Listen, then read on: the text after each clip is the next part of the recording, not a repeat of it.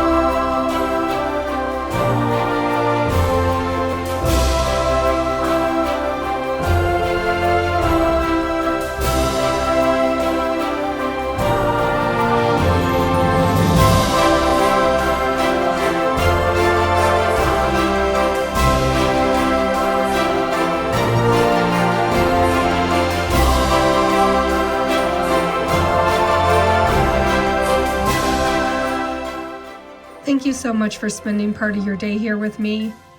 If you enjoyed this whole house Christmas tour and the dried orange garland DIY, please don't forget to tap the hype button and subscribe if you'd like to see more cozy seasonal decorating. It really helps my little channel.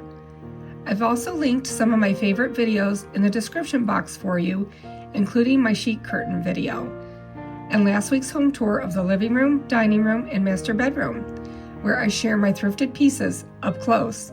Thank you again for being here. It truly means so much to me. I'll see you in the next video, and until then, I wish you a very Merry Christmas.